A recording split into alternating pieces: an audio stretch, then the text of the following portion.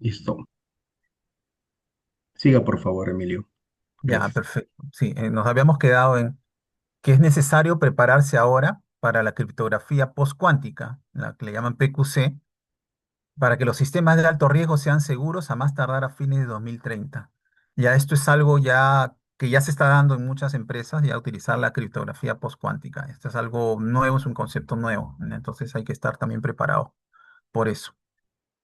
Bueno, el enlace de referencia está ahí, el tema de OWASP.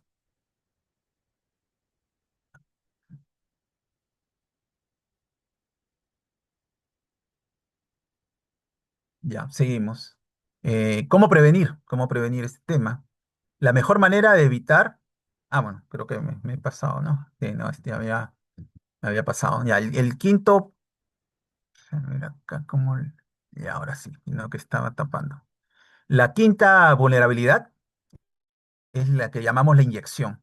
Una vulnerabilidad de inyección es una falla de la aplicación que permite que una entrada de usuario no confiable se envíe a un intérprete, por ejemplo, un navegador, una base de datos, una línea de comandos, y hace que el intérprete ejecute de forma exitosa parte de esa entrada como comandos. Una aplicación es vulnerable a ataques cuando los datos proporcionados por el usuario no son validados, filtrados ni desinfectados por la aplicación. Una aplicación es vulnerable a ataques cuando las consultas dinámicas o llamadas no parametrizadas sin escape consciente del contexto se utilizan directamente en el intérprete. Una aplicación es vulnerable a ataques cuando los datos no son desinfectados, se utilizan dentro de los parámetros de búsqueda de mapeo relacional de objetos, le llaman el ORM, para extraer registros confidenciales adicionales. Una aplicación es vulnerable a ataques cuando se utilizan directamente o se concatenan datos potencialmente hostiles. El SQL o comando contiene la estructura y los datos maliciosos en consultas dinámicas, comandos o procedimientos almacenados. ¿Cómo se previene todos estos temas? La mejor manera de evitar la inyección es mantener los datos separados de los comandos y las consultas. La opción preferida es usar una API segura que evite el uso del intérprete por completo. Proporciona una interfaz parametrizada o migre a herramientas de mapeo relacional de objetos, ORM. Nota, incluso con parametrización, los procedimientos almacenados pueden introducir inyección SQL. Si PLS SQL o TSQL concatenan consultas y datos o ejecutan datos hostiles con execute immediate o exec, paréntesis. Cuando no es posible separar los datos de los comandos, puede reducir las amenazas utilizando las siguientes técnicas. Utilizar la validación de entrada positiva del lado del servidor. Esto no constituye una defensa completa, ya que muchas aplicaciones requieren caracteres especiales como áreas de texto o API para aplicaciones móviles. Se puede reducir para cualquier consulta dinámica residual, escape los caracteres especiales Tenemos unos dos utilizando la minutos que se acaban de sintaxis de conectar. escape Ven en específica. pantalla. Nota, Sí, las claro. estructuras Prende. SQL como nombres de tablas y columnas no se pueden escapar, por lo que los nombres de estructura proporcionados por el usuario son peligrosos. Este es un problema común en el software de generación de informes. Bueno, acá el tema de injection es bastante amplio. Tiene los conceptos en el OWASP y en Portswigger hay bastantes ejemplos de este tema, ¿no? Para poder ver casos ya reales de desarrollo, ¿no? Casos que se dan mucho en la vida real. Ahí se le adjuntan los links para que puedan revisarla. Ahora vamos a la sexta vulnerabilidad, diseño inseguro. El diseño inseguro es una categoría amplia que representa diferentes debilidades expresadas como un diseño de control ineficaz o ausente. No es la causa de las demás 10 categorías de riesgo principales. Cabe destacar que existe una diferencia entre el diseño inseguro y la implementación insegura. Distinguimos entre fallas de diseño y defectos de implementación por una razón. Tienen diferentes causas, ocurren en diferentes momentos del proceso de desarrollo y requieren diferentes soluciones. Un diseño seguro puede presentar defectos de implementación que generen vulnerabilidades susceptibles de ser explotadas. Un diseño inseguro no se puede solucionar con una implementación perfecta, ya que nunca se crearon los controles de seguridad necesarios para defenderse de ataques específicos. Tres partes clave para tener un diseño seguro son recopilación de requisitos y gestión de recursos, crear un diseño seguro y tener un ciclo de vida de desarrollo seguro. Hay que recopilar y negociar con la empresa los requisitos de negocio para una aplicación, incluyendo los requisitos de protección relativos a la confidencialidad, integridad, disponibilidad y de todos los activos aumentando de todos los activos de datos, así como la lógica de negocio prevista, considerar la exposición de la aplicación y si se necesita segregar usuarios, más allá de los necesarios para el control de acceso. Se deben recopilar los requisitos técnicos, incluyendo los de seguridad funcional y no funcional. Planificar y negociar el presupuesto que cubra todo el diseño, la construcción, las pruebas y la operación, incluyendo las actividades de seguridad. El diseño seguro es una cultura y metodología que evalúa constantemente las amenazas y garantiza que el código esté diseñado y probado de forma robusta para prevenir métodos de ataque conocidos. El modelado de amenazas debe integrarse en las sesiones de refinamiento o actividades similares. Busque cambios en los flujos de datos y el control de acceso u otros controles de seguridad. Durante el desarrollo de la historia del usuario, determinar el flujo correcto y los estados de fallo, y asegúrese de que las partes responsables e impactadas los comprendan y acuerden. Se debe analizar las suposiciones y condiciones para los flujos esperados y de fallo para garantizar que sigan siendo precisos y deseables. Se debe determinar cómo validar las suposiciones e implementar las condiciones necesarias para un comportamiento adecuado. Un software seguro requiere un ciclo de vida de desarrollo seguro, un patrón de diseño seguro, una metodología de trabajo asfaltada, una biblioteca de componentes seguros, herramientas adecuadas, modelado de amenazas y análisis por mortem de incidentes que se utilizan para mejorar el proceso. Se debe contactar con especialistas en seguridad al inicio de un proyecto de software, durante todo el proyecto y para el mantenimiento continuo del software. ¿Cómo se previene? Estableciendo y utilizando un ciclo de vida de desarrollo seguro con profesionales de AppSec para ayudar a evaluar y diseñar controles relacionados con la seguridad y la privacidad. ¿Cómo se previene? Estableciendo y utilizando una biblioteca de patrones de diseño seguros o componentes de carreteras pavimentadas. Se debe utilizar, ¿cómo se previene? Utilizando el modelado de amenazas para partes críticas de la aplicación, como autenticación, control de acceso, lógica empresarial y flujo de claves. ¿Cómo se previene? El modelado de amenaza del usuario como herramienta educativa para generar una mentalidad de seguridad. Se previene también integrando el lenguaje y los controles de seguridad en las historias del usuario. ¿Cómo se previene? Integrando comprobaciones de plausibilidad en cada nivel de la aplicación, desde el frontend hasta el backend. ¿Cómo se previene? Redactando pruebas unitarias y de integración para validar que todos los flujos críticos sean resistentes al modelo de amenaza. Se deben recopilar casos de uso y casos de uso indebido para cada nivel de la aplicación. Se deben segregar capas de niveles en las capas del sistema y de red según las necesidades de exposición y protección. Se debe segregar a los inquilinos de forma sólida mediante diseño en todos los niveles. Bueno, ahí está el enlace de referencia de OWASP para diseño inseguro. Vamos al 7, a la vulnerabilidad 7. Llamamos los errores de autenticación. Esto pasa cuando un atacante logra engañar a un sistema para que reconozca a un usuario inválido o incorrecto como legítimo. Se presenta esta vulnerabilidad. Puede haber vulnerabilidades de la autenticación si la aplicación permite ataques automatizados como el robo de credenciales, donde el atacante obtiene una lista vulnerada de nombres y usuarios y contraseñas válidos. Esto se da mucho con las filtraciones de datos, ¿no? Que han robado datos y los utilizan. Recientemente este tipo de ataques se ha ampliado para incluir ataques híbridos de contraseña, también conocidos como ataques de rociado de contraseñas, donde el atacante utiliza variaciones o incremento de credenciales robadas para obtener acceso, por ejemplo, contraseña 1, contraseña 2, bueno, ya todas las variantes, ¿no? Y donde tienen diccionarios de variantes y aparte tienen la base de datos robada, ¿no? Entonces esto ayuda a probar, ¿no? al atacante. Eh, Puede haber vulnerabilidades si se permite ataques de fuerza bruta u otros ataques automatizados y programados que no se bloquean rápidamente. Esto se puede hacer controles a través de un WAF, por ejemplo, o a través de la aplicación misma, ¿no? Tenerle un desarrollo que le permita bloquear este tipo de ataques. Una aplicación es vulnerable si permite contraseñas predeterminadas, débiles o conocidas, como contraseña 1, bueno, ABC123, o el usuario de admin con contraseña admin, ¿no? Esto es conocido. Esto a veces, aunque uno no lo crea, todavía se dan este tipo de vulnerabilidades.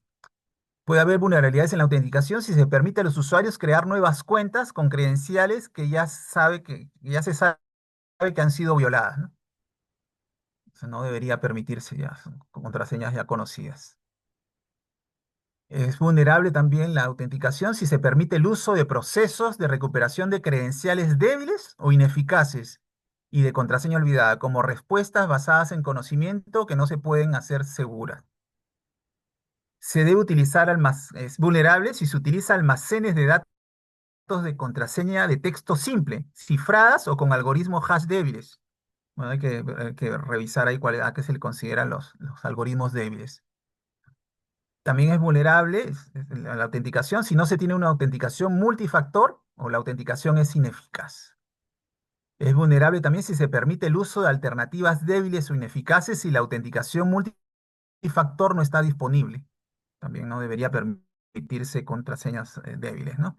Es vulnerable la autenticación si se expone el identificador de sesión en la URL, un campo oculto u otra ubicación insegura a la que puede acceder el cliente. Entonces, también es un tema ahí que se da mucho en las empresas, que se pone el identificador en la misma sesión URL, ¿no? Eso no debería permitirse.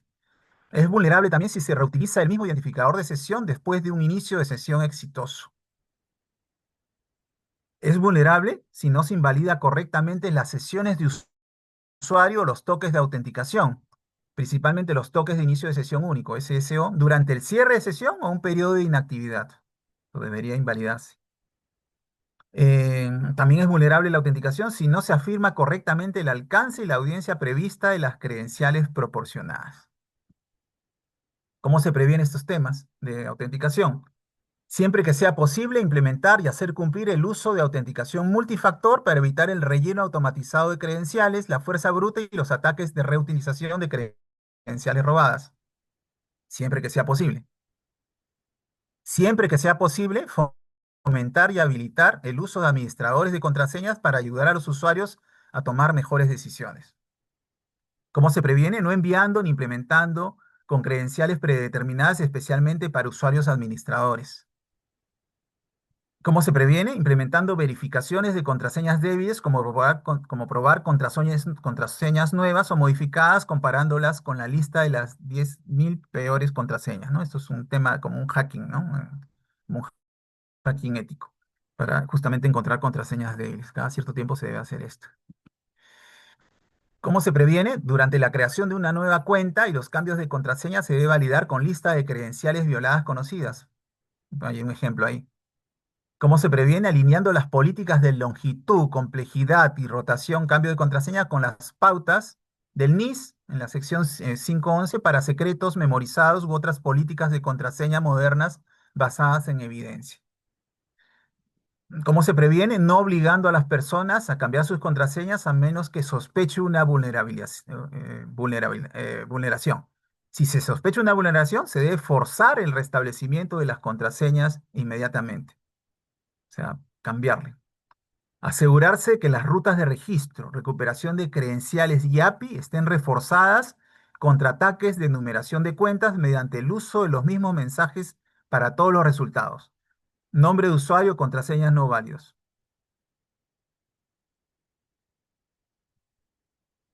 Otro error de cómo se previene, limitando o retrasando cada vez más los intentos fallidos de inicio de sesión, pero teniendo cuidado de no crear un escenario de negación de servicio. Se debe registrar todas las fallas y alertar a los administradores cuando se detecten o sospechen ataques de robo de credenciales, fuerza bruta u otras.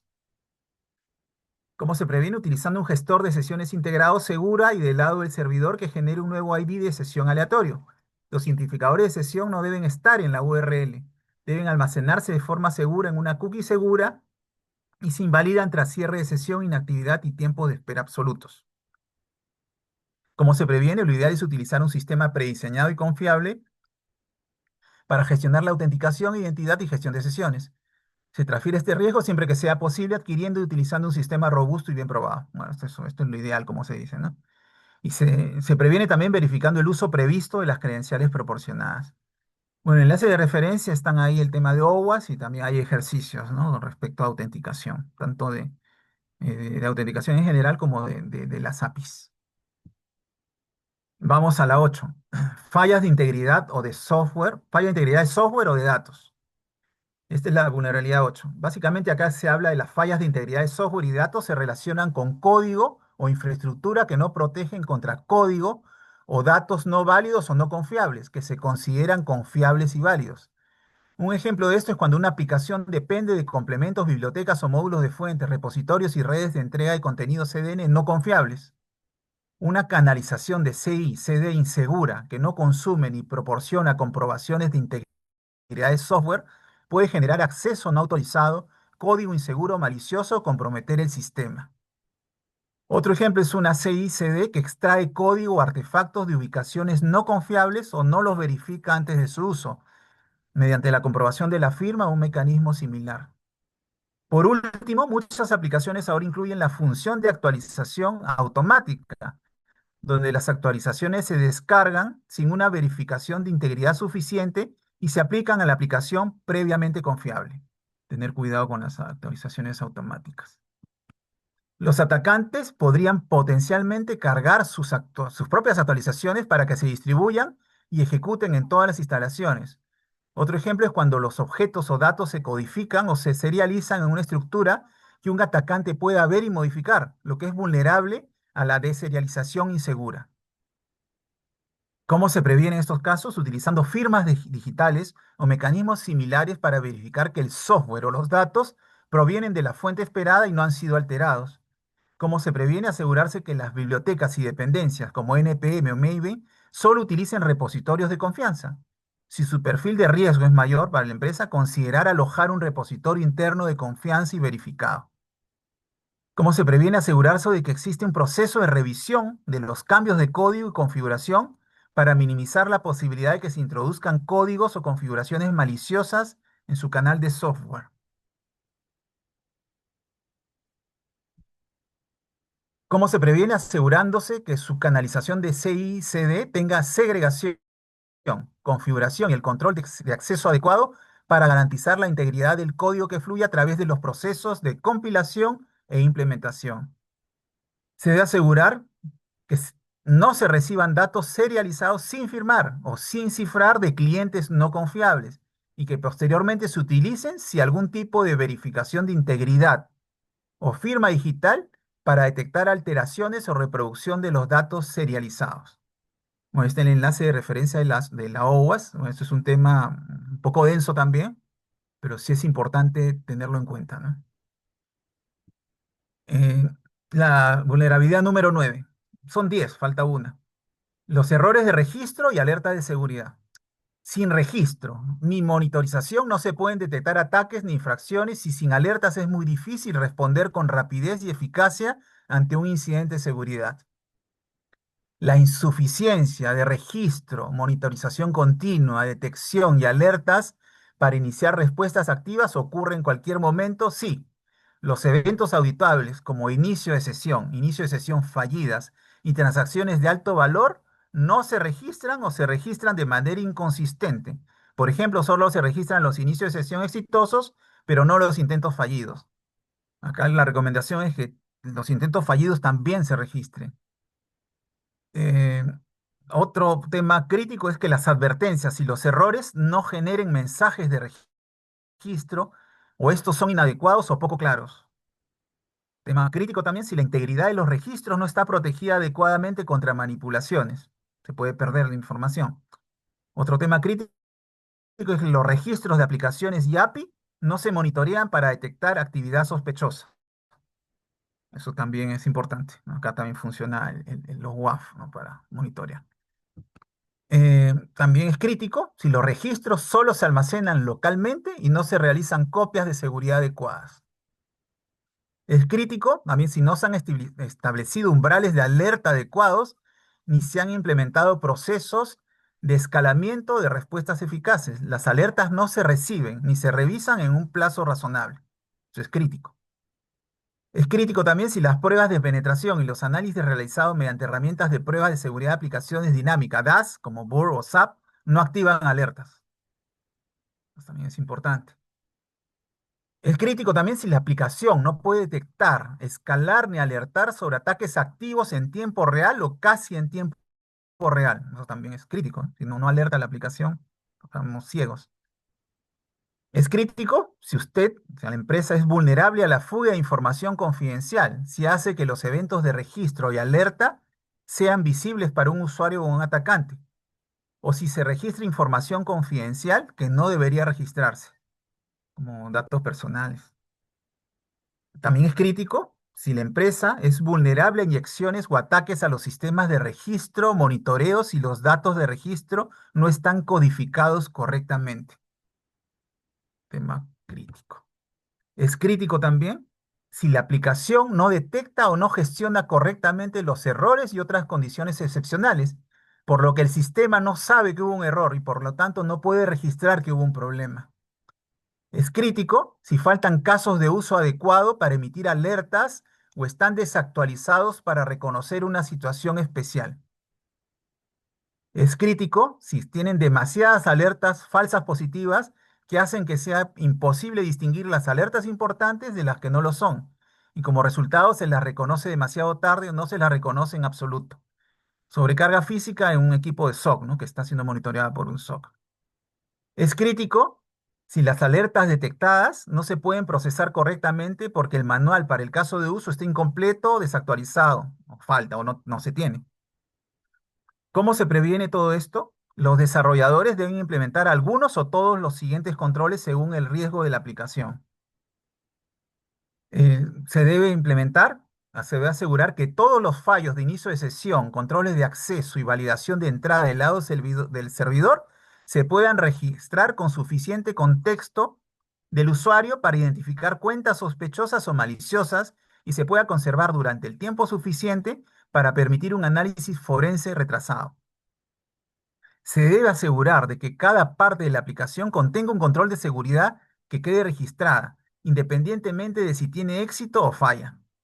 Se debe asegurar de que los registros se generen en un formato que las soluciones de gestión de registro puedan consumirlo fácilmente.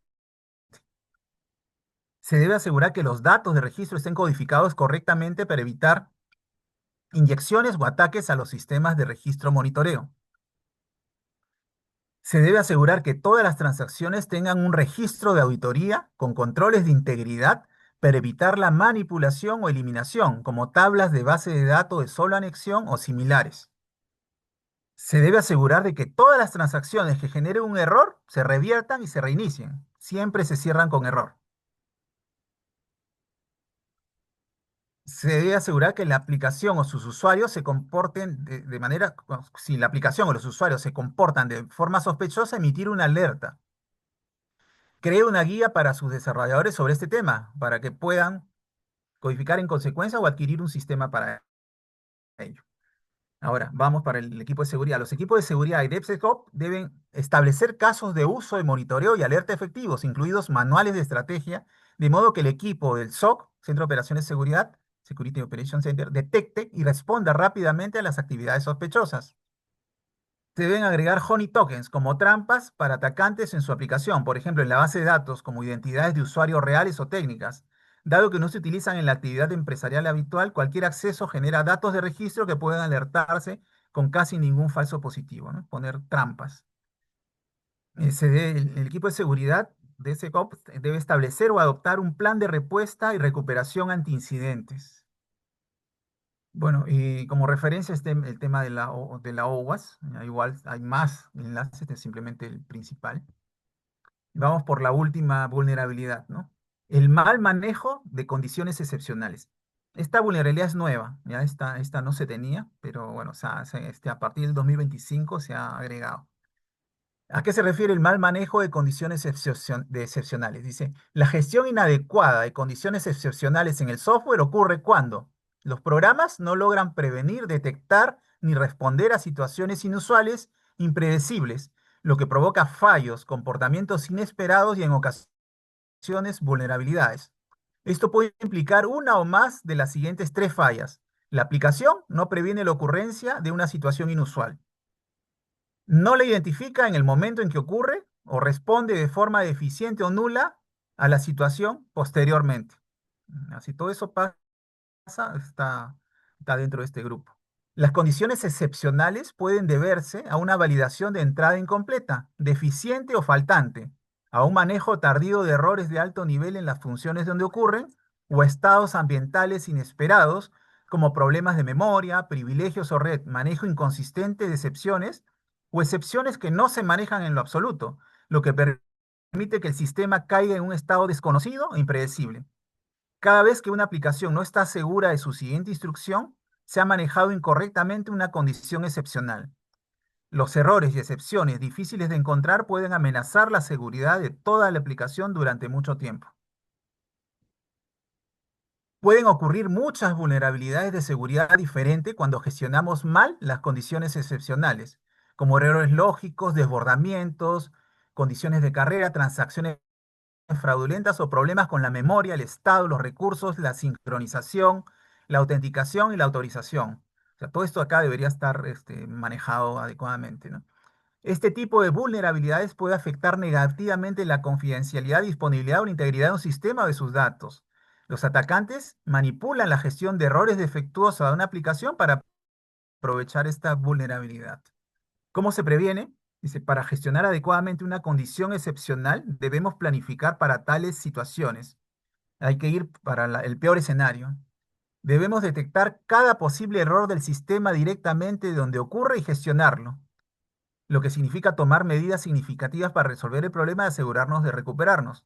Como parte del control, debemos incluir el lanzamiento de un error para informar al usuario de forma comprensible el registro del evento y la emisión de una alerta si la consideramos justificada. También deberíamos contar con un gestor de excepciones global por si alguna vez se nos ha pasado o nos falta algo. Idealmente, también deberíamos contar con herramientas o funcionalidades de monitorización y observabilidad que detecten errores o patrones repetidos que indiquen un ataque en curso, que podría emitir una respuesta, defensa o bloqueo de algún tipo. Esto puede ayudarnos a bloquear y responder scripts y bots que se centran en nuestras debilidades en el control de errores. Entonces utilizan muchas herramientas antifraude, ¿no? Es una especie de antifraude. También detectar y gestionar condiciones excepcionales garantiza que la infraestructura subyacente de nuestros programas no se vea obligada a lidiar con situaciones impredecibles. Si se encuentra en medio de una transacción, es fundamental que la revierta por completo y la vuelva a iniciar, lo que se conoce como cierre fallido. Se debe intentar recuperar una transacción a mitad de proceso, suele ser el origen de errores irrecuperables. Siempre que sea posible, agregar limitaciones de velocidad, lo que le llaman el rate limit, cuotas de recurso de limitación y otros límites para evitar condiciones excepcionales desde el principio. Tecnología e información, en el principio en la tecnología de la información. Nada debe ser ilimitado, ya que esto conlleva falta de resiliencia de las aplicaciones, denegación de servicio, ataques de fuerza bruta exitosos y facturas de nube extraordinarias. Si esto no está controlado, puede venir la factura de Amazon, en este caso, con valores bien altos. Considere si los errores repetidos idénticos por encima de una tasa determinada, un rate limit, solo deben mostrarse como estadísticas que muestren su frecuencia y el periodo de tiempo en que ocurrieron. Esta información debe adjuntarse al mensaje original para no interferir con el registro y el monitoreo, la monitorización. Además, queremos incluir una validación de entrada estricta, con sanitización o escape para caracteres potencialmente peligrosos que debemos aceptar. Gestión de errores, registro, monitorización y alertas centralizadas y un gestor de excepciones global. Una aplicación no debería tener múltiples funciones para gestionar condiciones excepcionales. Debe ejecutarse en un solo lugar y de la misma manera cada vez. También debemos crear requisitos de seguridad del proyecto para todos los consejos, todos los tips de esta sección, realizar modelo de amenazas o actividades de revisión de sistema seguro en la fase de diseño de nuestros proyectos, realizar revisiones de código o análisis estático, así como realizar pruebas de estrés, rendimiento y penetración del sistema final. Bueno, enlace como referencia el OWASP. Bueno, y eso sería todo, de verdad, son temas, disculpen, pero es un tema bastante denso, es mucha información, como les había comentado. Cada una de estas vulnerabilidades amerita inclusive hasta un curso, ¿no? No solamente para tener a detalle cada una de ellas, tener ejemplos de cada una de ellas, ver la forma como se previene haciendo ejercicios de código, ¿no? De mejora de código, ¿no? O de configuraciones. Entonces, pero la idea de esta reunión justamente es darle como un brochure, un esquema general de este mundo, ¿no? Que todos nosotros, justamente por la ISO 27001, necesitamos ya tener desarrollos, ¿no? Aplicaciones que se hayan desarrollado de forma segura y que tengan un ciclo, ¿no? de vida de software seguro, ¿no? Para lo cual estas OWASP, estas top 10 de OWASP, son generalmente las que se utilizan como normativa para justamente tener desarrollos seguros en aplicaciones web. Ya, bueno, más bien muchas gracias por su tiempo. Ya, cualquier duda, cualquier consulta me la hacen saber. Bueno, esta presentación se las va a enviar por ustedes para que la tengan como material de consulta. Y lo ideal sería que puedan no solamente entrar a los links que están ahí sugeridos para que puedan profundizar en los conocimientos, sino que ustedes también puedan investigar un poquito más, ¿no? Entonces, la idea también es tener todo esto acá en una política, ¿no? de la empresa, ¿no? Al menos de los temas más críticos, tenerlos como una política y tenerlo ya como su día a día, ¿no? Igual, como sabemos, esto es bastante amplio, ¿no? Esto amerita ya revisar caso por caso y de repente ir mejorando todos estos procesos de desarrollo seguro, ¿no? Más bien, muchas gracias por su tiempo y por la paciencia. Señor Emilio, Sí. le habla Mariana, ¿cómo está? Hola Mariana, ¿cómo estás? ¿Todo bien? Tengo, o sea, no es una duda, es una certeza, pero entre las cosas que mencionó en la Sí, parte de la sí, criptografía, nosotros usamos SHA-1 para las claves, para las contraseñas. Entonces, ahí dice que está desactualizado y que en teoría deberíamos cambiarlo.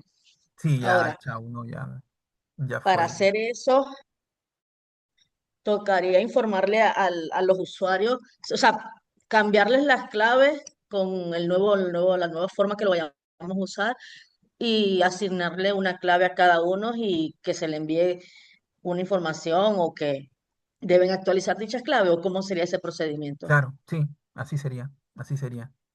Bueno, en todo caso se le fuerza a que cambien la contraseña, ¿no? O sea, le pide cambio de contraseña. Asumo yo que centralizadamente se le podría pedir que cambien de contraseña, ¿no? Pero igual, como dices tú, ¿no? Es un tema, como dices, es un desarrollo que posiblemente tengan que hacer un cambio crítico, ¿no? Con pruebas y todo. Y bueno, a los usuarios simplemente se les avisa en el momento que se hace el corte y se les obliga a cambiar la contraseña por un tema de mantenimiento, ¿no? De mantenimiento.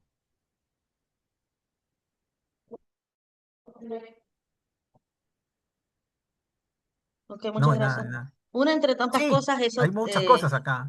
pudimos observar, pero son muchas Sí, cosas, son sí. demasiada información hay acá. O sea, yo no soy programador, o sea, yo más que todo acá los tips de seguridad de la información, pero esto ya baja ya a nivel de desarrollador, programador, que inclusive por cada lenguaje de programación tiene sus tips diferentes, ¿no? Eso ya en los links ahí te dan un poquito ¿no? de luz sobre cada uno de los lenguajes de programación, ¿no? De algunos tips, ¿no? Algoritmos, ¿no? Configuraciones que se deben hacer. Pero sí es bastante información acá, es un mundo que ya a estas alturas de la vida, ¿no? Ya debemos no solamente desarrollar, sino desarrollar de forma segura. Y bueno, y como sabemos, y nuevamente lo recalco, todos estos esfuerzos que se están haciendo es a raíz de que FinTrade quiere certificarse en la ISO 27001, ¿no? Entonces, hay un acápite, uno de los controles que justamente es el desarrollo seguro y el tema del ciclo de vida seguro, ¿no? Del software, de la aplicación. Entonces, todas estas prácticas son las que se utilizan actualmente. Entonces, la idea es que FinTrade se alinee. Si tenemos, como se dice, ¿no? Lo conoce Fernanda, Miguel, tenemos una matriz de riesgos. Si hay algún riesgo de algo que no se está cubriendo actualmente, hay que ponerlo en la matriz de riesgo y poner un plan de acción con fechas, ¿no?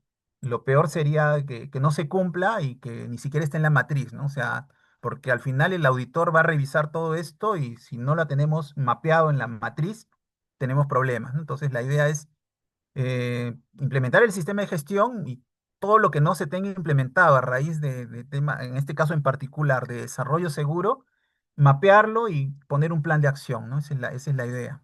Sí, es mucha información y bueno, sí, más bien gracias por la paciencia, porque es un tema denso, lo hemos tenido que hacer en 2 sesiones, lo hemos podido hacer inclusive esto, como le digo, cada una de estas vulnerabilidades se puede abrir, ¿no? Y si ponemos a un desarrollador, ¿no? También como parte de la presentación, esto se podría extender horas incluso, ¿no? O sea, esto amerita, cada uno de estos puntos amerita bastante información, bastante por investigar. Y bueno, la presente reunión es simplemente darles el bosquejo general de todo lo que implica este tema, ¿no? Ok, muchas gracias, Emilio. No, gracias a ustedes por la paciencia. Que tengan buenos días. Ok, hasta luego. Muchas Hasta gracias, luego. compañeros. Gracias. Buen día. Buen día. Gracias.